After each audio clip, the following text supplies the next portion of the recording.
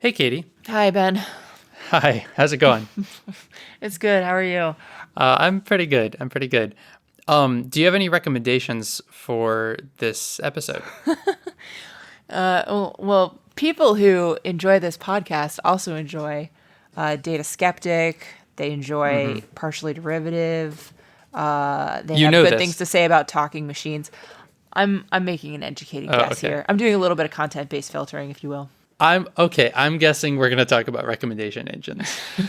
So we'll see if I'm right in a moment. You are listening to Linear Digressions. Of course, that's what you're talking about. I always tell you what we're talking about before we start recording. No, you gave it I away. know. Believe it Yeah. or not, dear listeners, there My is job collusion on is to our come up end. with the dad puns. Yes, and you. I don't know. This one was a little bit better than normal. Yeah, okay, you keep telling yourself that. All right. Thanks. Okay, yeah. The topic for the day: recommendation engines. Right. This was yet another listener suggestion from Ben Zweig. Thank you very much. Yeah, the other Ben out there. Yeah, just the The two of you. only other. Yeah. So you were saying that was a content-based recommendation engine kind of suggestion that you gave. Oh, right. So the podcast that I was naming, which I will name drop again because they're excellent. Partially Derivative, Data Skeptic, Talking Machines. Check them out. Yes. Those are all podcasts that are around machine learning and data science. All right. And hey, we're about machine learning and data science. Right. We like to think of ourselves as being in that space as well. So content-based filtering would be an algorithmic method that would make use of the actual properties of the items that are being suggested and say, based on the aspects of let's say, a podcast that seem to make it interesting to you, namely that it's about machine learning and data science, can we suggest these other podcasts that have the same attributes or similar attributes? Right. So basically, you need someone like a human or some kind of system that understands the content of these different things that you're recommending, in this case, podcasts, to say, oh, these podcasts, based on their content, are similar, and this other group of podcasts are similar to each other. But you can't do that at scale, really, because machines don't tend to really understand the content. Bingo. And this is kind of in the name content-based filtering. Right. The problem with this algorithm is that it doesn't scale particularly well. So if you were to get 100 times more users, let's say you're running some kind of service like Netflix or Amazon, and you want to make movie recommendations, you get 100 times more users and 1,000 times more movies, then some poor soul has to sit there and code up all the movies. So you got to watch all the movies and decide whether they're chick flicks or whatever it is. That sounds terrible. That sounds. Actually, I feel like Pandora did that, didn't they? They did the Music Genome Project. Yeah, they Yeah. just paid a bunch of people to sit there and listen to music. And back in the day, I thought naively, oh, that would be a great job. But I think that it's probably, I don't know, if you're listening to this podcast and you had that job and it was a great job, let me know. But I assume it must be similar to video game tester, where it sounds like you're playing video games all day, but you're actually just opening and closing a door in a room, or jumping off a cliff in different ways to see if you can, I don't know, break the game or whatever it is. Sounds much less magical than playing Yeah. video games all day. Yeah, I don't know. Anyway, so content-based recommendation engines, they make a lot of sense to humans like me, but are not necessarily very scalable. Not particularly automated, that's right. However, there's another way of making recommendations, another big way, which is collaborative filtering. And that scales beautifully. So, where content based filtering is all about, I'm going to look at the content of this, I'm going to look at the attributes of the material, and then make a recommendation of an item based on its attributes or its content, if you will. Collaborative filtering says I'm going to use the information from the other people who are interacting with my system and use their movie watching patterns. You fill in the blank here. This is used for music recommendations, movie recommendations, Amazon, you should buy this product, whatever. I'm going to look at this big body of lots and lots of people who are interacting with my movie system. And I'm going to use information from other people and the patterns of what they watch to inform what I recommend to you. This sounds very much like Netflix. It is Netflix. Yeah. This is Netflix. This is what Netflix does. Yeah. So Netflix is a collaborative filtering setup. And so what they have is a big sparse matrix. If you ever hear about sparse matrices, you hear about them a lot in data science. And it took me a little while to figure out what the big deal was. This is where a sparse matrix comes in. Well, first of all, what is a sparse matrix? A sparse matrix is basically a matrix where some of the values can be empty. Yes. Right. So if you have here's an example. If you look at a checkerboard, you've got a bunch of squares, and some of those squares have a red piece, and some of those squares have a black piece or a white piece, and some of them don't have any piece at all. And so depending on the way you decide to represent that board, you could represent each of those pieces or no pieces as a value or not a value. If you did it that way, then you would have this matrix of squares, and some of them would be empty. There'd be literally nothing there. That is a very good analogy. Yeah. And so sparse is a little bit of a subjective term because there's differing degrees of sparsity. But What do you mean by that? Oh, yeah. So the checkerboard here is, so you could say that maybe a checkerboard or a chessboard is sparse because only a third of or maybe a quarter of the squares have something on them. Mm-hmm. But for something like Netflix, it is the same property, but just much more so. So in the case of Netflix, what you have is a matrix where each row is a user or a customer. Oh. So you might have millions of rows. That's a lot of rows. That's right. And then each column is a movie in the Netflix catalog. So tens of thousands of things. Wait, okay, so you've got millions of users on one axis and tens of thousands or whatever the number is of movies on the other axis. That is a huge, huge matrix. And I imagine if you imagine me as one of those, the users were columns, let's say in this example, I have not watched even close to tens of thousands of movies. I've probably watched, 10 movies on Netflix. Other people probably watch a bit more, but still the majority of this matrix is emptiness. And that's the sparsity that we're talking about when we call it a sparse matrix. I see. Yes, and it's very, very sparse. And so that is what the raw data looks like. Okay. And then what you do is you look for rows that look like they're similar to each other. And there's different ways that you can calculate what similarity means in sort of this representation. But you have an intuitive sense for it. There are two people who seem to be watching the same kinds of stuff. But they're not going to watch usually exactly the same stuff. Person Ben, I was going to say person A, but let's be concrete about it. Ben watches action movies and rates them very highly. Science fiction movies. Let's be accurate. Okay, science fiction movies. Just Star Trek. All Star Trek. Okay, so you really like Star Trek, and what's something else that's not Star Trek that you like? Doesn't have to be science fiction. It could be something completely different. I don't know. Forrest Gump. Only like Forrest Gump was a nice movie. Okay, perfect. Sure. So Ben likes Star Trek and Forrest Gump. Yeah. And Katie likes Star Trek, and I really like Skyfall. So we'll say Skyfall. So the fact that you and I have a lot of interests in common, namely many, many seasons worth of Star Trek, means that we are fairly close in terms of distance from each other.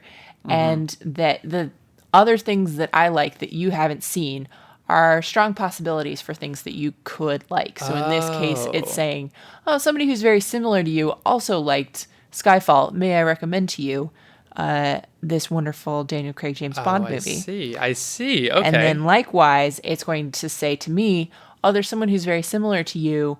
That person really enjoyed Forrest Gump. Why don't you check out Forrest Gump? Got it. So that's a collaborative recommendation engine, and it doesn't just do that for person Ben and person Katie. It does that for pretty much everyone. Let's say on the Netflix platform, if we're using Netflix as the example, it kind of compares these people to each other in a computationally not crazy expensive way, and out of that comes every individual user's movie recommendations. Yeah, so it's usually some combination of your distance from other people, That's what it comes to rely on more heavily as you watch more and more movies and you rate them, and it gets a sense for your personal preference. And then the other thing that usually gets mixed in, especially at the beginning when it doesn't know you well, is just what's popular right now. And Right. it'll try to push that on you as well. And just to be clear, this collaborative-based recommendation engine doesn't know anything at all about the content. So it doesn't know, like, we both like Star Trek because of, something in the Star Trek universe that we really like. And you like James Bond because of this thing, and because there's a similarity. It doesn't know anything about that. The only thing it knows is that people similar to me, in that they've watched a lot of Star Trek, maybe have also watched a lot of James Bond, and therefore it can guess that if I behave similar to an average human, Yeah. then Yeah. that'll be a good recommendation for me. So that is roughly how recommendation engines work. When I was researching this, I was reading about a particularly famous case of a recommendation engine that I actually found completely fascinating. And so I'm going to pivot a little bit now. And Ooh, we okay. are going to talk about privacy. Oh, nice. Okay. Who knew? Yeah. So speaking of Netflix, several years ago, Netflix decided that they were going to make a portion, they were going to anonymize a portion of their this big matrix that they had, and they were going to put it out into the public as the data set that would support a prize. Because Netflix has a very highly developed data science department. They're all about making good recommendations to their users. So this is something that they value very highly. On the other Yeah. hand, there's a lot of reason to think that having a competition and allowing other people, the general public, to try to make recommendations, that having many, many hands on the keyboard and competing for some prize money or something could get you something that would potentially be better than what you already have, or at the very least be kind of interesting. Oh, definitely. And I actually, I don't think you know this, but a couple of years ago, I actually interviewed at Netflix as a front-end engineer. And front-end engineers don't usually have to do a lot of deep algorithmic stuff, but I was asked a good number of algorithm questions because their entire business centers around this kind of collaborative recommendation engine. Oh, that's interesting. So they were asking you algorithmic questions about Yeah. recommendations? Yeah. They were like, okay, so imagine this situation. How can we A/B test this? Or whatever it was. Oh, that's It was really cool. Yeah, that is neat. Yeah, they're all about the testing and the. I think I once heard that Netflix. When you go to Netflix and it has the front page and it's this sort of matrix of all these, the thumbnails of all these movies that they think you might want to watch. That matrix, that front page that you see, is just constantly being tested. That there is no such thing as the Netflix front page, because what every single person sees is different, because they're just always testing this stuff. So anywho, Netflix, they take their recommendations very seriously, and Right. that motivated them to, like I said, anonymize a subset of their data, put it out in the public as a competition. Right. So they basically took their data and they put it out there. They did. And they anonymized it somewhat. They removed the names and stuff. Yeah, so the anonymization that they did, they took off people's names because user privacy is a significant thing, and we should talk about this in just a second. But let me talk about the anonymization process that they did. Yeah, sounds good. So what they did was they put out the matrix. So there's the rows in the matrix, which each row is going to be a user, and then the columns in the matrix are what movies they watched, when they watched them, and what rating they gave them. And but they didn't have names attached. They didn't have places where anybody lived. They didn't have ages. What about like credit card information? Oh yeah, no, they did. No, it's all gone. No, I'm just okay. kidding. So Yeah, of course it not. sounds safe. So yeah, and it was safe according to some fairly naive ideas that they had about privacy of these kinds of data sets. And Yeah, when I say but, naive, they weren't being stupid. It was just that there hadn't been the opportunity to think quite as deeply as they needed to about this. And I don't know, it's the topic for another day. But Yeah, it's interesting. A lot of smart people at Netflix signed off on this. But if you're in a moment in time and you're trying to look into the future, well, there's just no visibility there. And so us looking back now, everything that we take for granted in our current lives seems obvious, right? But it wouldn't necessarily have been obvious to someone 5 years ago. And the same goes for data anonymization. Yeah. Yeah. So you can So- tell maybe where this is going. Oh, yeah. Yeah, this doesn't sound good. Yeah. So the data was out in the wild for several years, actually, and people were competing over it for a while. There was actually a team that ended up winning $1 million prize for improving upon Netflix's algorithm, although the algorithm that they came up with sounds like was very unwieldy and was never actually used. It was some complicated man. ensemble thing. So But they, I was gonna ask, like, they win $1 million, but do they get hired at Netflix? I mean, that's a cool place to work. I don't know that they. I don't know, actually. I don't know. Well, anyway, okay, so their algorithm didn't make it into production, as we say. No, but like I said, that I don't know that that was necessarily Netflix's real goal. I think they mostly wanted to learn and to see what people did with the data. So Yeah, you yeah. know, whatever. And however, one thing we did learn from this data, there were some researchers who took a look at it, and their question was, is this truly anonymized data, or is there some way that we can reverse engineer from this who the people are who are in this Netflix data set? And remember, these are real Netflix users. These are actual, people who are out there, and they did not sign off on having their data used in this way. So Netflix actually says they have a privacy policy, and they're going to try to protect your identity, and they Yeah. thought that that's what they were doing. But here's what happened, basically, is how we were talking about how this is a sparse matrix? Yeah. So the thing about sparse matrices and this problem in particular is this is what is called a fat tail problem. And what that means is that on Netflix, if you were to look at something like the distribution of how many users watch a movie, you have your super popular movies. Okay. Those get the plurality of the views, but Right. they still don't get the majority of the views because there's just comparatively so few complete blockbusters. The huge interesting. bulk of the catalog, and in fact, where most of the views are happening in aggregate, is on the less popular shows. Huh. So I, for example, am really into this BBC detective drama procedural called Poirot, and it's about this. It's this detective, and he goes to dinner parties, and there's a murder, and he solves the murder, and I just find it completely delightful. And You'd think people would stop going to dinner parties with him.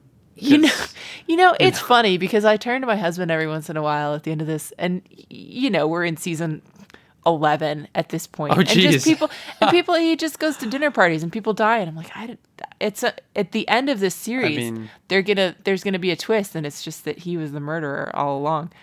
I mean, correlation, causation, right? Like, Indeed. it's not the same, but at some point. Indeed. So, Okay. as it So you turns like out, this. by what we say when we mean the fat tail problem is that a show like Poirot is out in the tails. This is not a particularly popular show. However, this is what I spend a lot of my time watching right now. And that's true of a lot of users, is that there's a lot of watching that happens of these kind of rare shows.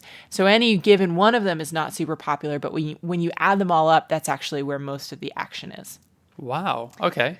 And you can think of a lot of things like this. Like, I think the internet is probably the same way. There are these really blockbuster sites that a lot of people go to, but then there's also a lot of people who spend their time on, kind of like the smaller sites that are more specific to whatever it is they're interested in. And that's actually probably where most of the time ends up getting spent. Yeah. Like Memory Alpha. I'm there a lot. That's the Star Trek wiki. Sure. Yeah. Perfect. So the thing about sparse matrices and this particular distribution is that it means, not to put too fine a point on it, but it means that everybody's kind of a weirdo. And Oh. so that's yeah. the consequence of this, is that everybody is actually a unique snowflake Yeah. in this data set. Yeah. So even though I don't even watch a lot of Netflix, it's likely that there's nobody out there who's actually watched the same exact things I have. Exactly. And Exactly. that's the problematic part. Yeah. Is that if everybody is actually pretty unique, that means that this anonymized data, which is just their viewing habits, actually isn't necessarily all that anonymized because everybody has their own watching fingerprint, if you will. Yeah, it's very rare that you would find someone who only watches the very, very popular movies and nothing else. And that's what you would need to have somebody who blends in, is someone who doesn't ever watch anything that's like a little bit weird. And that just doesn't happen. Like, everybody has their kind of strange thing that they watch. And definitely once you start to have people who watch multiple movies, which of course most people do, that exact pattern of I watch a bunch of movies, any given one of them is maybe not that weird, but the combination of them is going to become more and more specific to just me. It's very rare that you have people who are going to be overlapping with each other in exactly the same way. And it's probably made even worse by the fact that now Netflix is not just movies, it's largely television shows. And television shows have individual episodes. And so you might miss one of the episodes, and you might be one of the few people in the world who saw all of the episodes except for that one episode. Yeah, so there's just that many more sort of measurements that they're making of you, and that many, fewer ways that you could be overlapping exactly with someone else. Okay, so I get how everyone has their own fingerprint. What I don't get yet is how can some researcher or hacker or whatever take this unique fingerprint and tie it to me, Ben Jaffe? Ben Jaffe, have you heard of the Internet Movie Database? No. Internet That's movie right, database? That's because you don't watch movies. It's called IMDb. Oh, of course. I know. Okay, I know what that is. Right. So IMDb, for those people who are not familiar, is where it's a big database online. It has basically every movie that's ever been made. It doesn't have the movies themselves, but it has metadata about them. So it'll have synopses, and it'll have all the actors and the director and the writer, and people like to go in and they enter their ratings. People make accounts on IMDb. Very often they use their real names because, they might not care that much. And oh no, I see where this is going. so what you have is you have a set of movies that people are rating on IMDb. You have their ratings, and you also have Their name. the date also. Yeah, and their name. And you can take that list and then you match it against what's in Netflix. And this is a little bit actually of an interesting process to do that matching because there isn't perfect overlap between what's in IMDb and what's in Netflix. Netflix only has a subset of all the movies ever made. Similarly, people might I might go to the movie theater instead. They might go see it on a movie theater instead. They might rate something. You write it on Netflix as soon as you finish it, and then you log into IMDb a month later and you rate it then, and maybe you forget that you really liked it, and so you give it a different rating.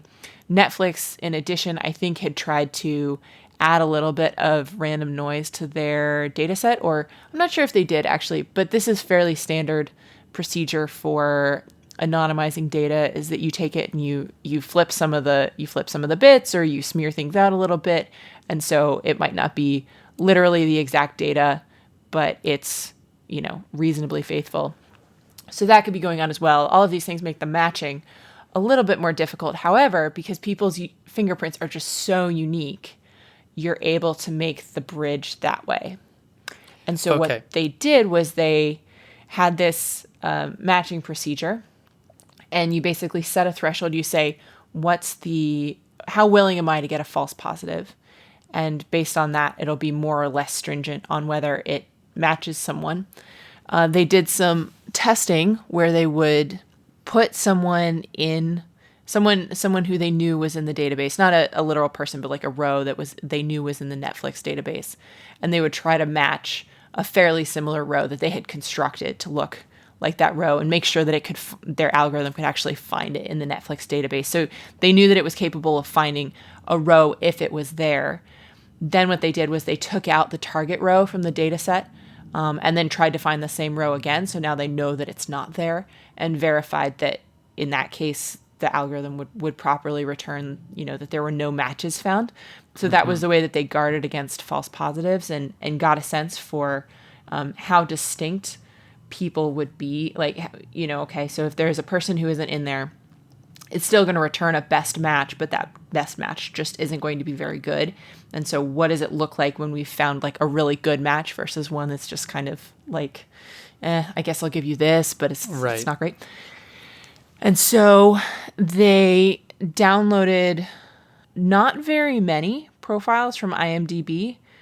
I think they said it was something like 30. So 30 real people. Okay. Just 30 random real people. 30 random real people with the hypothesis that maybe somewhere in this set of 30, some of those people might be in this Netflix data set. They don't know for sure, of course. And what they found was that there were 2 hits that were extremely statistically significant in the sense that it was very, very rare that you would get just a random coincidence of events such that this wouldn't be actually the person who we think it is. So they were able to very really clearly high. Match up. That's almost 10% of IMDb users. I mean, of course, I'm extrapolating from a sample size of 30, but still, that's incredible. Yeah, I mean, I think the main thing they were trying to do was like a proof of principle that this could even happen. Right. But they were able to find 2 users who had fairly, like we all do, they had fairly distinctive viewing patterns. And one of the things that they pointed out, and this I think is an important thing to keep in mind, the data was anonymized. And a lot of times in anonymization processes, there's kind of this assumption that there's data that can be used to identify you. It's things like your name, date of birth, zip code. And then there's information that is sensitive. And that's things like credit card numbers, personal health information, emails, that sort of thing. And so the idea is that the stuff that's used to identify you and the stuff that's sensitive are not necessarily the same data. In fact, before this, the assumption had been that they're not the same data. So you can have the sensitive stuff out there just as long as you don't have the identifying information attached, you should be okay. And what they were able to show in this case is that sometimes it's the sensitive stuff that can be used to identify you, and that was something that hadn't been seen before. So what that means in this context is that people, the movies that you watch, the entertainment that you choose to partake in, and your opinions on that entertainment could actually be very sensitive. It can give someone who's looking at it a lot of ideas about your political leanings, about your and all kinds of stuff. I actually want to take a sec to take a big step back and talk about the much bigger picture, which is, we talk about the importance of privacy in this increasingly digital crazy age. And like you were saying, we kind of have this assumption that some data is personal and private or sensitive and some data just isn't, right? Like, I don't really care if my viewing habits, anonymized, get out there. But that's not necessarily the point. That's kind of missing the point. The point is that all data is potentially incriminating or sensitive or private when it's matched with other data. And we're very loose with the data that we put out there. Like IMDb, who would think that could be part of an attack vector to identify you and your habits on Netflix, or even the fact that you very likely have a Netflix account. Yeah, I think that was something that wasn't fully appreciated until specifically this Netflix thing happened. And it wasn't part of an attack. It was a research project, and Netflix was very responsible and took it down right away. And in fact, you can't find the Netflix data online anymore because they, take their users' privacy very seriously. I do want to say, though, that despite the fact that it wasn't an attack, it could have very easily been an attack. Yeah. And so I guess looking at this particular incident, it's important to distinguish and say, like, this was a research project. But looking at the perspective that we tend to take towards privacy as a population, I don't think there's much of a difference between a proof of concept or, like, for example, a white hat hacker and a black hat hacker, a hacker with positive intentions versus a hacker with negative intentions. Like, they're effectively the same because it's proof that this could be happening and you don't even know it, right? Oh, yeah. And I think in this case, it was also important because, like you said, it was the proof of concept. It was showing for the first time that this principle could be used. As soon as you start to get something like a sparse matrix, this is much more of a problem for something like Netflix, where you have this sparse matrix and where people are very distinctive in the data that even shows up for them. If you have something that's much more, if you're just like a spreadsheet of people who live in a city and their ages and their, I don't know, religions and that's very different. And whatever, then that actually, there's ways that you can make that fairly robust, and we can go into that some other time. But yeah, once you are aware of sort of the structural aspects of the problem that make it susceptible to these kinds of vectors, they demonstrated that this can be, in fact, very effective. So yeah, and it's been taken much more seriously ever since.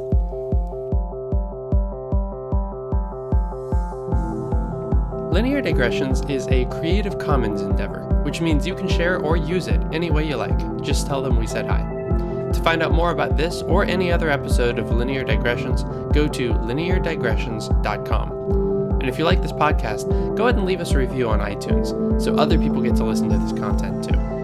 You can always get in touch with either of us. Our emails are ben@lineardigressions.com and katie@lineardigressions.com in case you have comments or suggestions for future shows. You can tweet us at lindigressions. Thank you for joining us, and we'll see you next time.